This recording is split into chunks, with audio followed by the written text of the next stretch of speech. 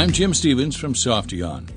In this week's Logistics Insights podcast, a look at the top 10 catalysts for adoption of a new WMS. We'll discuss those WMS project drivers in just a second. This podcast is brought to you by Softeon, providing innovative solutions for warehouse management, warehouse execution, and distributed order management. Softeon, delivering supply chain success every time. It may be a mature market space, but by all counts, the market for new warehouse management systems remains strong. There are, in fact, a wide number of potential factors that drive companies to look for a new WMS solution, which we have handily grouped into 10 different logistics scenarios. So, the Logistics Insights podcast from Softeon says you might need a new WMS if, number 1, you are experiencing rapid growth. As companies expand, especially mid-sized companies that are growing at very high rates, order fulfillment can quickly become an issue.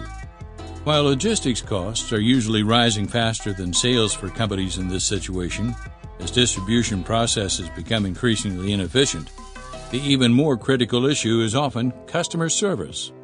High-growth companies reach a point where they can no longer fulfill orders predictably without a new infusion of technology in the DC. Number 2, you're opening a new DC. Obviously, if you're opening a new distribution facility, that building will need some kind of WMS to help operate it. Because of that, the new building offers an opportunity to consider whether it is time to look at a potential new WMS provider versus whatever system is the incumbent solution at other company facilities. This would be doubly true if the new DC will operate significantly differently, for example in terms of automation versus existing DCs. Number 3, you're making significant logistics strategy changes. Sometimes a company's business or distribution strategies change in such a way that its existing WMS or other distribution center technology simply is not sufficient for the job. One example is a merger or acquisition, in which a combined distribution operation emerges with significantly different requirements. Other examples might be moving from plant-based distribution to a consolidated mixing center approach. Can your current WMS support these new logistics and supply chain strategies? The DC should not be the limiting factor, as one major industrial and consumer products company found out several years back when its network strategy temporarily failed when the current WMS couldn't support the great increase in cross-dock requirements.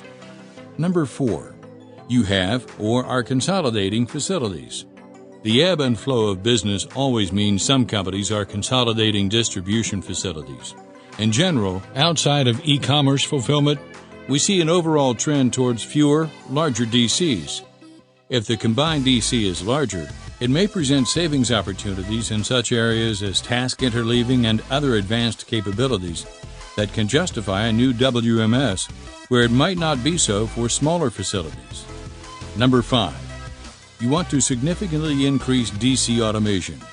Many companies are looking at really ramping up their levels of automation in the DC to reduce costs, increase throughput from an existing DC, and or to alleviate labor headaches and other issues.